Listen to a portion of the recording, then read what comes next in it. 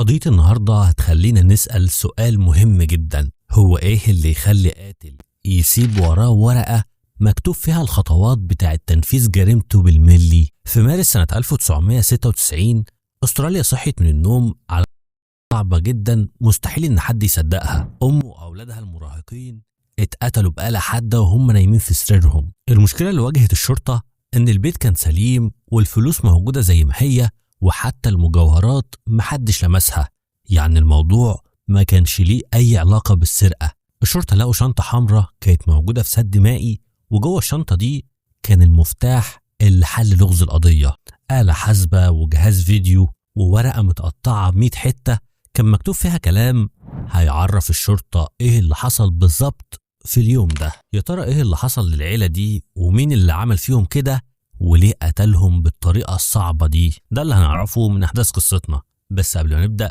زي ما اتعودنا عايزين كلنا نصلي على النبي وندعي لإخواتنا المظلومين في كل مكان، ربنا ينصرهم ويصبرهم.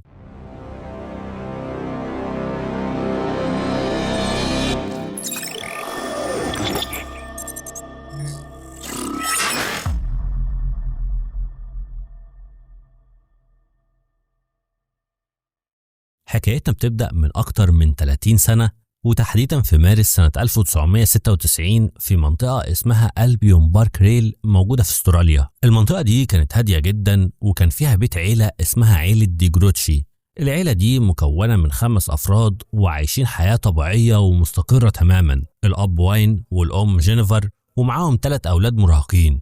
الكبير ماثيو عنده 18 سنة وأخوه أدريان عنده 15 سنة، والأخت الصغيرة اسمها سارة وعندها 14 سنة. الأب كان رجل أعمال وشغله كان بيخليه يسافر ويسيب الأم هي اللي تاخد بالها من البيت والولاد، يعني عيلة عادية جدا ومفيش حد بيسمع عنهم أي مشاكل لحد يوم 13 مارس سنة 1996. في اليوم ده وتحديدا الساعة 8:30 الصبح ماسيو الابن الكبير رجع للبيت بعد ما قضى الليلة عند خطيبته، ودخل البيت بسرعة عشان ياخد المحفظة لأنه كان نسيها وكان عايز يشتري سجاير. في الوقت ده البيت كان هادي تماما، عشان كده أخد المحفظة ونزل جاب السجاير ورجع تاني للبيت. أول لما رجع حس إن الهدوء ده مش طبيعي في الوقت ده في اليوم. بدأ يلف حوالين البيت ودخل على أوضة أخته سارة وخبط عليها، بس هي ما ردتش عليه عشان كده كان فاكر إنها لسه نايمة. بس الصدمة الحقيقية لما ماثيو فتح الأوضة بتاعت أم جينيفر، لأنه أول لما فتح الأوضة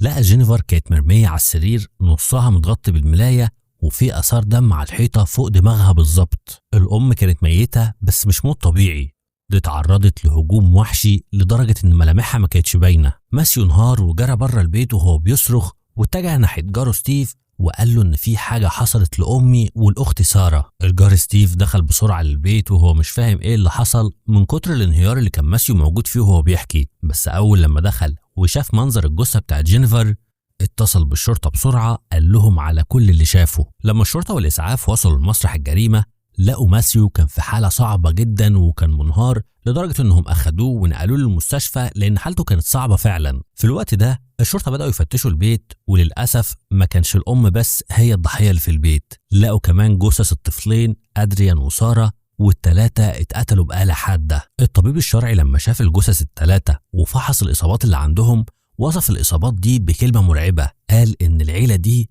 كأنهم خارجين من حادثة طيارة. جينيفر اللي هي الأم لقوها في سريرها والنضارة بتاعتها كانت جنبها على الكومودينو كأنها كانت بتقرأ قبل ما تنام، ونزلت النضارة عشان تغمض عينيها وتنام. القاتل استخدم آلة حادة تقيلة زي مرزبة مثلا وضربها على راسها أكتر من مرة لدرجة إن ملامح وشها اختفت تماما، واضطروا إنهم يعملوا تحليل DNA عشان يتأكدوا إن دي جثة جينيفر. والأصعب من كده إن التحليل أثبت إن جينيفر فضلت عايشة شوية بعد ما تعرضت للضرب قبل ما تفارق الحياة. بنتها سارة لقوها في أوضتها وعلى سريرها برضه، والمحققين لقوا جنبها جهاز الووكمان بتاعها ورجحوا إنها كانت بتسمع مزيكا وحاطة السماعة في ودنها وقت الهجوم، وده خلاها ما تسمعش أي حاجة من اللي حصلت لأمها. القاتل دخل عليها وفاجئها وهي مش دريانة بأي حاجة وبدأ الهجوم. القاتل في الحالتين استخدم مخدة وحطهم على وش الضحايا، وده بيفسر هو ليه ما كانش فيه طرطشة دم كبيرة في الأوضة، لأن المخدة كانت شربت معظم الدم وكمان منعت الصوت إنه يخرج بره ويبقى فيه دوشة كبيرة. بس البشاعة والغل اللي حصلت بيه الجريمة دي خلت الشرطة يتأكدوا من حاجة واحدة بس، إن اللي عمل كده كان حد يعرف أفراد العيلة دي كويس وكان شايل جواه حقد وغل، مش مجرد عملية سرقة عشوائية. الشرطة لما دخلوا الأوضة بتاعت سارة لقوا المخدة بتاعتها كانت غرقانة بالدم، وده معناه إن القاتل كرر نفس الحركة، حط المخدة على وشها وهو بيضربها بالآلة الحادة عشان يكتم الصوت ويقلل طرطشة الدم. بس الفرق بين سارة وأمها إن سارة كانت صاحية في الوقت اللي حصل فيه الهجوم وكانت بتدافع عن نفسها وجسمها كان عليه جروح دفاعية كتيرة جدا. البنت كانت بتحاول تعيش على قد ما تقدر، بس للأسف المجرم كان أقوى منها وقدر إنه يتغلب عليها، ده غير إنها طبعا أكيد كانت خايفة ومش عارفة تدافع عن نفسها. أما الضحية الثالثة اللي هو أدريان اللي عنده 15 سنة، الشرطة لقوا الجثة بتاعته في الجراج بتاع البيت. المحققين قالوا إنه تقريبا ما حصلش أي حاجة من اللي حصلت لأمه وأخته، لأنه كان مشغول وبيصلح كرسي خشب موجود في الجراج. القاتل جه من ظهره وضربه على دماغه بغل بالآلة الحادة اللي معاه، لدرجة إن الدم بتاعه وصل لحد السقف بتاع الجراج. المرعب بقى إن المحققين لقوا بنزين كان مدلوق جنب جثة أدريان، وجنبه كان الجيركن بتاع البنزين، وكأن القاتل كان ناوي يحرق الجثة أو يولع في البيت عشان يمسح كل الأدلة. بس لسبب ما القاتل خاف أو تراجع في آخر لحظة وما ولعش في البيت، وده خلى الشرطة دلوقتي يدوروا على حاجة مهمة جدا، إيه هي الأداة اللي حصلت بيها الجريمة الصعبة دي. الطب الشرعي بيقول إن الإصابات دي ما كانتش مجرد خبطات عادية، دي كانت عميقة جدا ووصل طولها ل 15 سنتي، وكان في كدمات كتيرة دائرية. عشان كده استنتجوا إن الأداة دي كانت المفتاح اللي بيفك بيه مسامير الكاوتش بتاع العربية، ولحد النهاردة الأداة دي ما كانش ليها أي أثر. واضح إن القاتل أخدها معاه وتخلص منها في مكان محدش هيقدر يوصله. المحققين لاحظوا كمان إن في حاجات بسيطة جدا كانت ناقصة من البيت، زي جهاز الفيديو وألعاب سوني وحتى الآلة الحاسبة اللي كانت موجودة في البيت. ماثيو هو اللي عرف الشرطة إن الحاجات الصغيرة دي كانت مش موجودة، بس الغريب إن الشرطة لقوا حاجات كانت أغلى بكتير قدام عين القاتل، والقاتل ما أخدش الحاجات دي، زي مثلا جهاز الووكمان بتاع سارة اللي كان جنب الجثة بتاعتها. الشرطة لما شافوا الحاجات دي بقوا عارفين إن القاتل كان بيحاول يبين مسرح الجريمة وكأنها عملية سرقة فاشلة، بس الحقيقة إن الجريمة دي ما كانش ليها أي علاقة بالسرقة. القاتل مش بس سرق الحاجات دي من البيت، ده كمان حاول ينظف مسرح الجريمة، لأن الشرطة لما استخدموا مادة اللومينول في الطرقة بتاعت البيت لقوا آثار دم ممسوحة بالمية، وكأن القاتل اتعور وهو بينفذ جريمته وكان بيحاول يمسح الدم عشان ما يسيبش وراه أي دليل. الأغرب كمان إن الشرطة لقوا حتة مقصوصة من السجاد بتاعت أوضة الأم، والقاتل قص الجزء ده من السجاد وأخده معاه وهو ماشي. الشرطة استنتجوا من الحركة دي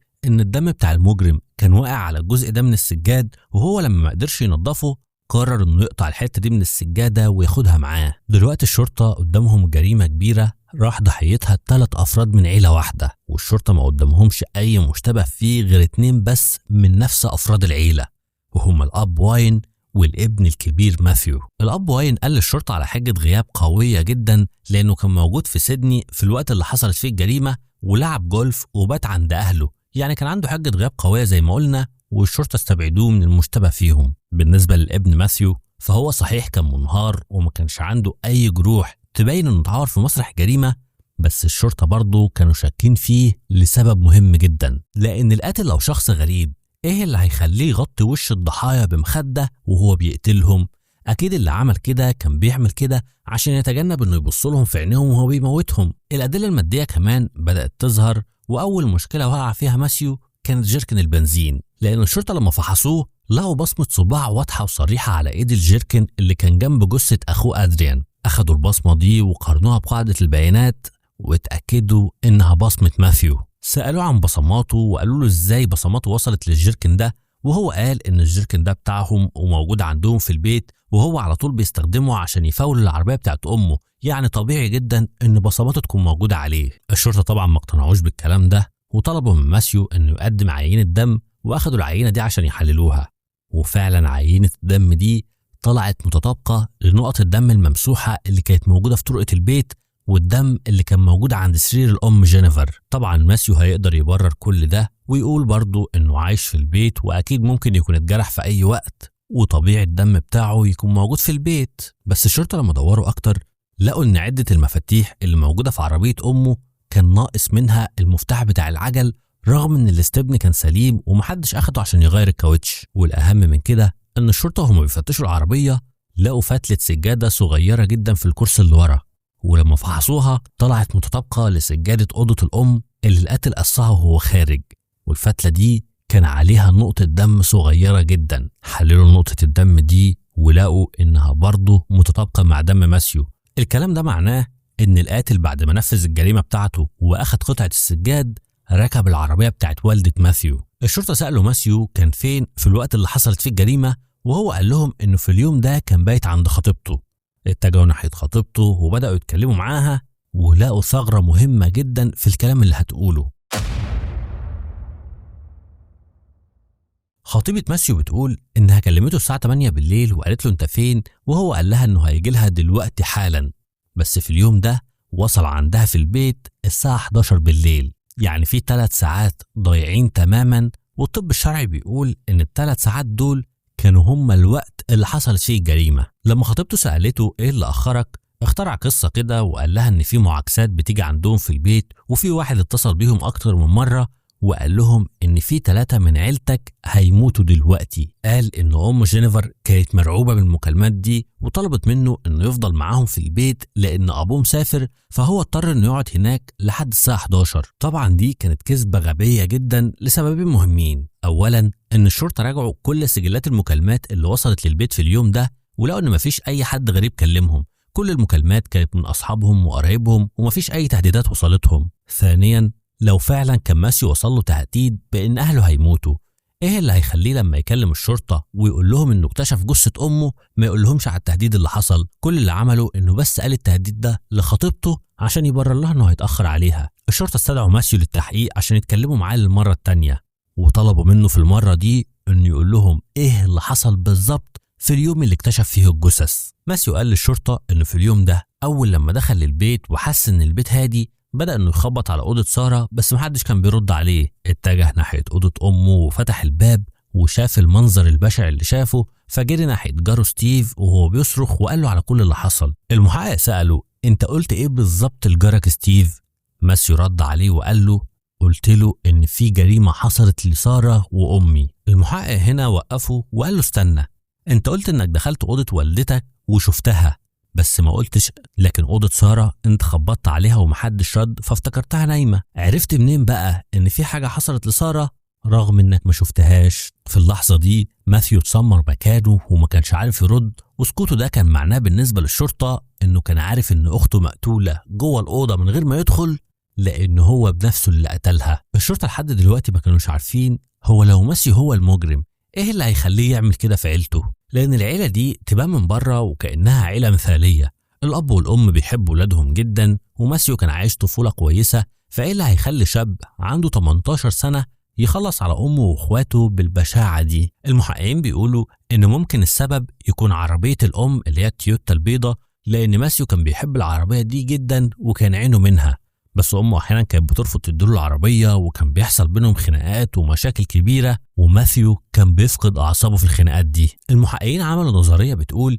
إن في اليوم اللي حصلت فيه الجريمة ماثيو طلب من أمه إنه ياخد العربية ويروح بها لخطيبته، بس لما أمه رفضت اتعصب عليها جدا وقرر إنه يتخلص منها، بس لما قتل أمه ولقى إن إخواته كانوا موجودين في البيت وممكن يشهدوا عليه قرر إنه يتخلص منهم. رغم كل الأدلة اللي قلنا عليها سواء عينات الحمض النووي اللي أثبتت إن دمه كان موجود في مسرح الجريمة أو حتى حجة الغياب اللي ما كانتش موجودة أصلا، إلا إن الشرطة كانوا شايفين إن مفيش أدلة كافية تثبت إن ماسيو هو اللي قتل أفراد عيلته، عشان كده اضطروا يسيبوه يمشي. المستفز بقى في كل الكلام ده إن ماسيو حضر الجنازة بتاعت أمه وإخواته وكان بيمثل قدام الناس إنه حزين ومنهار، وهو في الحقيقة هو القاتل اللي كان ماشي في الجنازة بتاعت أمه. بعد شهرين من الجريمة اللي حصلت كان في مجموعة من المراهقين بيلعبوا بالدراجات بتاعتهم جنب منطقة محجر قديم في المنطقة، ولقوا شنطة رياضية حمراء كانت عايمة على وش مية سد كان موجود هناك. فتحوا الشنطة دي ولقوا جواها حاجات غريبة جدا زي شاكوش وحتة سجاد وكيس بلاستيك وفي ورق مقطع. الولاد دول مهتموش بأي حاجة من اللي شافوها ورموا الشنطة في المية مرة تانية وسابوها ومشيوا. بعد فترة نفس الولاد دول كانوا بيتفرجوا على الأخبار وسمعوا عن جريمة القتل وشافوا الأدلة اللي عن الجريمة دي، ولقوا إن الأدلة اللي الشرطة بتتكلم عنها وبتدور عليها شبه الحاجات اللي هم شافوها بالظبط. عشان كده كلموا الشرطة وقالوا لهم على كل اللي شافوه. الشرطة اتحركوا بسرعة واتجهوا ناحية السد ده وشفطوا المية بتاعت السد بالكامل عشان يلاقوا الشنطة، والشنطة دي كان فيها كل الأدلة اللي الشرطة عايزاها. لقوا مش بس شنطة واحدة، دول لقوا 3 شنط فيهم كل الحاجات اللي ماسيو قال انها اتسرقت من البيت، جهاز الفيديو والآلة الحاسبة بتاعت أدريان ومحفظة الأم ببطاقتها، ولقوا كمان حتة السجادة اللي كانت ناقصة من أوضة الأم. بس المفاجأة اللي الشرطة لقوها كانت كيس بلاستيك كان فيه قطع ورق مقطعة. المحققين قرروا انهم يجمعوا الورق المقطع ده زي البازل كده وطلعوا بمفاجأة. دي ما كانتش مجرد ورقة عادية، دي كانت خطة تنفيذ الجريمة. ماسيو كان كاتب لنفسه تشيك ليست بالخطوات عشان يمثل ان البيت اتسرق وانه كان واحد من الضحايا اللي موجودين في البيت. كان كاتب في الخطة بتاعته: افتح البوابة، افتح الستاير، ارمي الحاجات جنب الحيطة، واكتب اسامي سارة وادريان ووالدتي. الاغرب انه كان كاتب في اخر الورقة: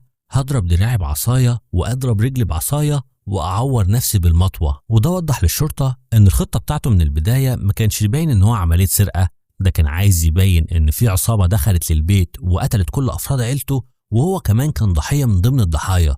بس لانه ما قدرش يضرب نفسه ولا يوجع نفسه قرر انه يغير خطته. الشرطة سألوا نفسهم سؤال مهم جدا: هي نقط الدم اللي كانت موجودة في مسرح الجريمة واللي لقوا انه دم ماسيو جه منين، رغم ان ماسيو ما كانش عنده اي جروح في جسمه؟ المحققين وصلوا لنظرية ذكية جدا بتقول ان ماسيو من كتر الغل والضغط العصبي اللي هو فيه وهو بيضرب اهله جاله نزيف من مناخيره، ونقط الدم دي هي اللي وقعت في الطرقة وعلى السجادة وكانت سبب في انها تكشفه. الشرطة طبقوا الخط اللي على الورق بخط ماسيو والنتيجة طلعت متطابقة بنسبة 100%. هنا المحققين ما كانش عندهم أي شك واتجهوا على طول ناحية ماسيو وقبضوا عليه بتهمة قتل أمه وإخواته الاتنين. في يونيو سنة 1996، يعني بعد 3 شهور من البحث والمطاردة، الشرطة قبضوا على ماسيو دي جروتشي ووجهوا له 3 تهم قتل عمد. طبعا ماسيو فضل على موقفه وقال انه ملوش اي علاقة بجريمة قتل عيلته، والقضية بتاعته اتحولت للمحكمة سنة 1998. الادعاء قدم في المحكمة كل الأدلة اللي اتكلمنا عنها، سواء ال3 ساعات الضايعين في يوم الجريمة أو الورقة اللي كان مكتوب فيها الخطة بالتفصيل وبصمته اللي كانت موجودة على جركن البنزين. والخلاصة إن ماسيو كان عنده الوقت الكافي إنه يخلص على كل أفراد عيلته وينظف المكان كويس ويغير هدومه وياخد شاور وبعدين يروح يرمي الشنطة في السد ويروح لخطيبته كأنه ما عملش أي حاجة. دفاع ماثيو حاول يبين حاجتين مهمين جدا. أول حاجة شخصية ماسيو، جابوا أبوه وخطيبته عشان يشهدوا إنه إنسان طيب وهادي ومستحيل يرتكب الجريمة دي. الأب واين تحديدا كان شايف إن ابنه بريء وإنه مستحيل يعمل الجريمة دي، وكان شايف إن الشرطة لبسوا التهمة لابنه عشان بس يقفلوا القضية. الدفاع كمان لفت نظر المحكمة لشعر طويل كان موجود على جثة أدريان مش بتاع ماسيو ولا شعر أدريان، وبيقولوا إن أكيد الشعر ده يخص المجرم. بس الادعاء رد عليهم بمنطقية وقالوا إن سارة هي اللي اتقتلت في الأول وممكن شعرها يكون لزق في المفتاح اللي هو كان أداة الجريمة. ولما القاتل اتجه ناحية أدريان وبدأ يضربه، الشعر وقع من الآلة على الجثة بتاعته. المحلفين ما أخدوش وقت كتير واقتنعوا بكلام الادعاء وشافوا إن ماسيو مذنب في جريمة قتل عيلته. ماسيو في اللحظة دي ما تهزش ولا صرخ ولا عيط وفضل باصص في الأرض بمنتهى البرود وكأنه كان متوقع النهاية بتاعته. القاضي حكم عليه بالسجن 28 سنة، يعني لو حسبناها بالورقة والقلم هنلاقي انه اتحكم عليه ب9 سنين سجن مقابل كل ضحية قتلها. الصدمة الحقيقية اللي حصلت كانت سنة 2019، يعني بعد ما قضى 23 سنة بس في السجن. لجنة الإفراج المشروط قررت انها تخرجه. اللجنة كانوا شايفين ان سلوك ماثيو كان مثالي في السجن واخد شهادة في الحرف اليدوية وما بقاش بيمثل خطر على المجتمع. ماثيو خرج من السجن وهو عنده 41 سنة بشرط انه ما يرجعش لمناطق معينة في نيو ساوث ويلز وما يتواصلش مع اي حد من افراد عيلته الا ابوه واين. تخيل انه اخد 23 سنة سجن وهو قتل 3 ضحايا، يعني نصيب كل ضحية فيهم كان حوالي 7 سنين ونص في السجن، رغم ان ماسيو لحد اللحظة دي ما اعترفش بجريمته ولا قال حتى انه ندمان عليها. في الوقت الحالي ماسيو عايش حياته كأنه ما عملش اي حاجة، رغم انه سفاح قتل كل افراد عيلته لانه كان طمعان في عربية امه. بس كده تكون انتهت قضية النهاردة. كنت عايز اعرف رأيكم في القضية، شايفين ان الحكم اللي ماسيو اخده اللي هو 23 سنة كانوا كافيين على ال3 جرائم اللي هو عملهم؟ مستني رأيكم في الكومنتات وما تنسوش لايك للفيديو واشتراك في القناة، واشوفكم في فيديو جديد. سلام.